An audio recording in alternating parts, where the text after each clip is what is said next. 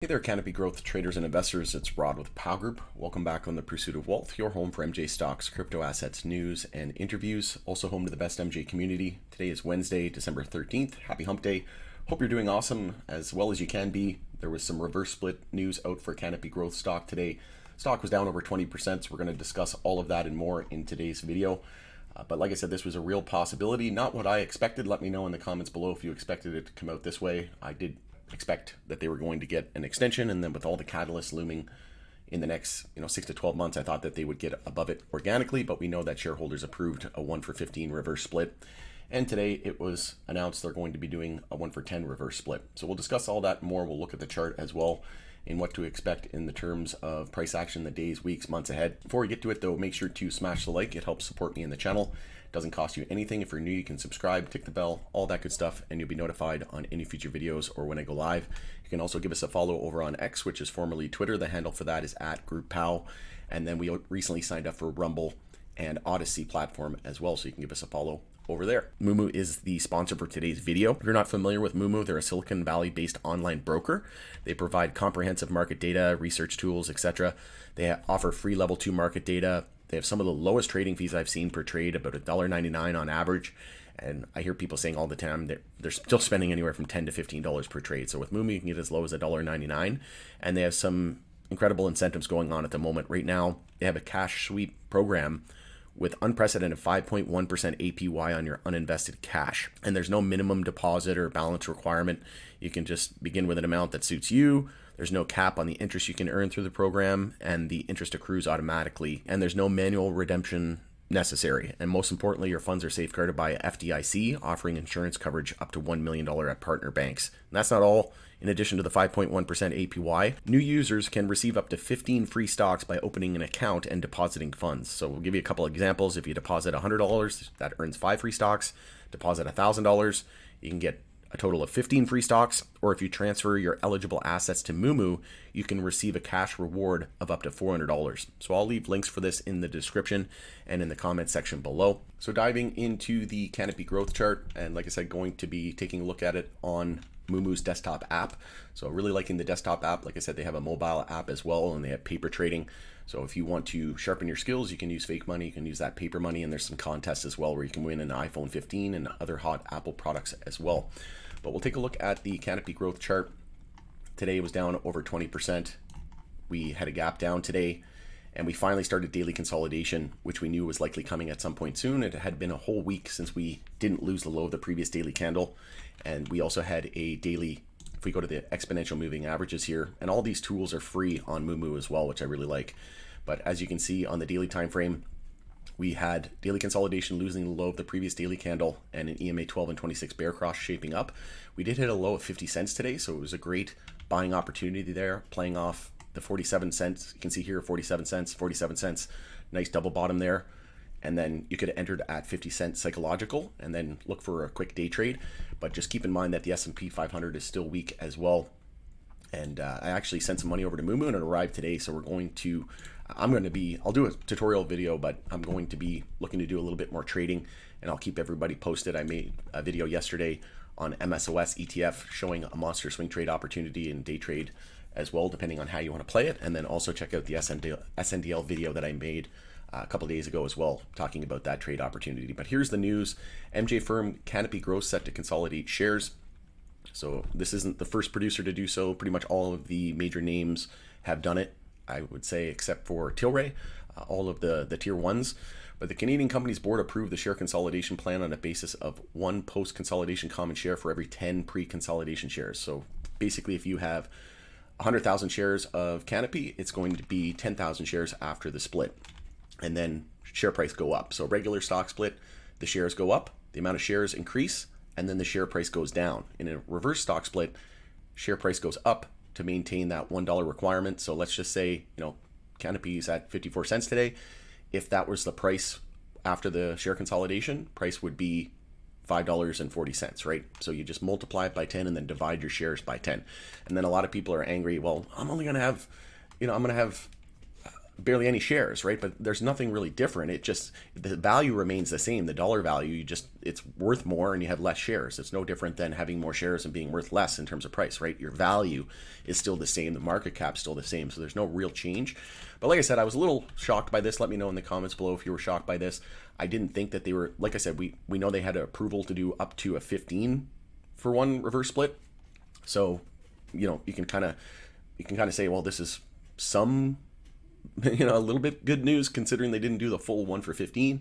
So, that can be said about this news as well. But at the end of the day, I didn't think that they were going to do it before their requirement in January. We know they had until about mid-January to regain compliance, and they could have got an extension as well. So I'm not sure why they didn't try to get an extension like most names, pretty much every other producer did. And then you get 180-day, a 6-month extension. And I was a little shocked, to be honest. I thought that that was the most likely scenario. I mentioned in my previous videos that this was a real possibility that it could reverse split, but I anticipated that we were more than likely going to get an extension. And then if they didn't organically get above $1 after that, especially with all the catalysts looming, I thought that would have been the most likely scenario. But again, I said very real possibility that this can happen. And sure enough, this is the news that broke today. So the consolidation was approved by Canopy's annual general meeting, AGM, in September, and the move will bring Ontario-based producers' share price back into compliance with the NASDAQ listing requirements to maintain a minimum bid price of at least $1 per share. That's a NASDAQ requirement. Canopy shares closed Monday at 69 cents on the NASDAQ. If a stock trades below the $1 minimum for 30 consecutive days, the NASDAQ issues a warning and grants a 180-day period for the company to regain compliance. And then sometimes they grant another extension of 180 days, right? And this is kind of the downfall as well. If you're swinging a stock overnight, this news absolutely wrecked you today, right? And like I said, the S&P 500 hitting a new all-time high today, so a lot of people probably angry with the broader market busting, hitting new all-time highs. Who would have thought the S&P 500 would go to 409 to new all-time highs without even changing the weekly trend? But with that being said, we haven't consolidated on the daily time frame or pulled back on the daily time frame in any meaningful way on the S&P 500 on the daily or the weekly. So we're definitely due for some weekly consolidation and a healthy pullback on the broader market, which would be headwinds. So we need to be very cautious on these names, right? And this was something that was kind of looming over investors' heads and, can kind of be viewed as a good thing to the extent that they didn't do the full 1-for-15, and this is now out of the way, and we can start to, focus on other things. And I did mention that there was a weekly MACD bear cross potentially, and that was a little bit concerning for me, and it's very close to seeing that that play out. So if we can get the weekly MACD bear cross out of the way, weekly consolidation and a healthy pullback and correction on the S&P 500, then I think we're smooth sailing after that. And then, like I said, there's tax loss harvesting going on to the end of the year. And then I didn't think that the DEA was going to come back with an approval until at least Q1, Q2 of 2024, right? And that's looking more and more like the case every day. But as we know, multiple producers have done it. Hexacorp did it, which is now part of Tilray Brands after the acquisition. They consolidated shares in December 2022. Atlantic Canada headquartered Organogram Holdings consolidated in July. And then we also had Agrify Corp. So the consolidation plan and reverse split is expected to become effective December 15th, with consolidation shares commencing trading on the NASDAQ and Toronto Stock Exchange on December 20th, so basically in a week from now. The plan is subject to final confirmation from the NASDAQ and the TSX, though. By implementing the share consolidation, Canopy Growth expects to regain compliance with the NASDAQ's minimum bid price requirement and further support the marketability of the company's shares, Chief Financial Officer Judy Hong said in a statement. And it does attract more institutional investors as well when the share price is higher. A number of other MJ companies are non-compliant with the NASDAQ listing standards. Those include Aurora, which has done multiple splits. It's non-compliant as well under the exchange bid price rule. Israel's IMMJ is also non-compliant with the bid price rule. And then InMed Pharmaceuticals, a Canadian company that manufactures rare cannabinoids, is also non-compliant with the NASDAQ listing standard because of its low stock price. So this isn't the first time that we've seen this in the major names. Like I said, this was kind of to be expected. And it is what it is, right? We got it out of the way. At least it wasn't a 1-for-15. And like I said, if we can just get that MACD bear cross out of the way, then I think it's going to be smooth sailing, get through this tax loss selling into the end of the year here. And then with all these catalysts looming, the MJ Act for review here in Canada, we could see edible limit increases from 10 to 100 milligram per pack. We could see improvements to excise taxes as well. We've got Florida potentially on the ballot. We have Ohio, we have Pennsylvania, we have Germany set to come online, which Canopy now has EU GMP certification in the cultivation facility in Kincardine. So everything's looking really, really good into 2024, right? But again, we just have to be cautious with the S&P 500 and the broader market due for some pullback. But if you're looking for an entry, we pulled back to 50 cents, like I said today, and then we had the double bottom there and very strong support at 47 cents. So you could have entered at 50 cents with a stop below 47 cents and look to swing this. And then, like I said, in terms of the weekly time frame, we're still looking for a weekly EMA 12 and 26 bull cross as well. We're very close to seeing that happen. If we can see the weekly EMA 12 and 26 bull cross, and then if we go to the daily and switch over to the moving averages here, I mentioned as well, we were still quite a ways away. A lot of names are seeing golden crosses with their 50-day moving average below the 200 and crossing. That's a very bullish sign because that hasn't happened since November of 2020 when the Dems took control of the Senate, when we had that monster run up, right? So now we're way more beaten down, but I mentioned that a lot of names were seeing their golden crosses, but Tilray was Tilray was one of them, but CGC was very far away from seeing it have that golden cross. So I was a little skeptical that we were going to see, a recovery based on that, because we were still a ways away, multiple weeks, if not months, before we saw that golden cross.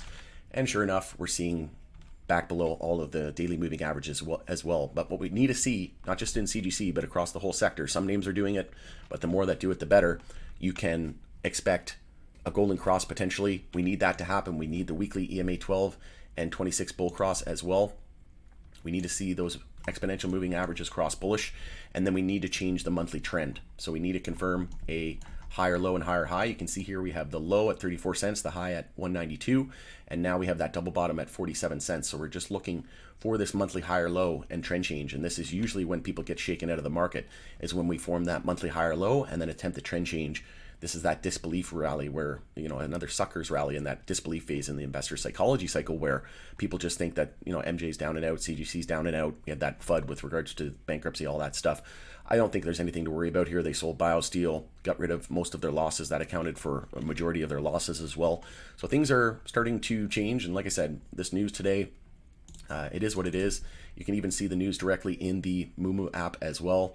And you can see, you can do some analysis and get the quotes and your shares. So 829.08 million shares, that'll be cut by 10. And so will your shares and my shares. I'm a shareholder, full disclosure. And, I'm not giving any financial advice or anything like that. I'm just saying if you're looking for a day trade, that was a nice opportunity today off 50 cents. But keep in mind, the S&P 500 likely due for a healthy correction. So if you're looking to day trade this thing, just keep that in the back of your head that there's going to be headwinds potentially from the S&P 500. No major red flags though. There's no signs of weakness on the S&P, but watch the low of last week. If that doesn't break this week, watch the low of this week, next week. And if we do lose the low, then we're likely due for a massive correction, which will just be healthy, but that's going to be headwinds and major selling pressure on MJ as well, bearing any unforeseen news, right? Obviously, if DA comes out with an approval at any moment, that could change things and we could drastically outperform the broader market, but everything unchanged, that is what we would be expecting. So if you're looking for a day trade on CGC, if we already had weekly consolidation and a nice healthy correction, over the last couple of weeks on the S&P 500, I would say, maybe try to squeeze a little bit more.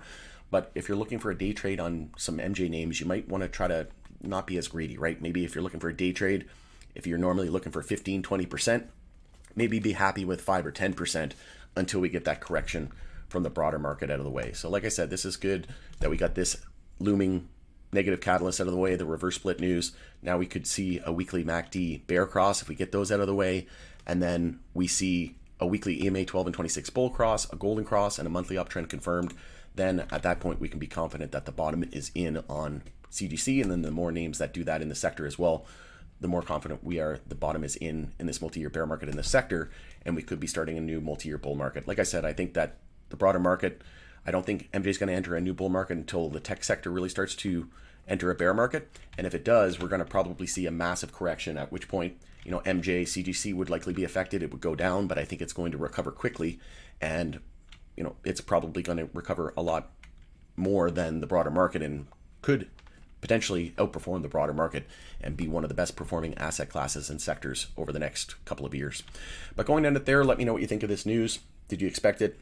Like I said, I was expecting more of an extension, another 180-day extension, and then a potential reverse split. But like I said, they didn't do the full 1 for 15, and this is now a thing of the past.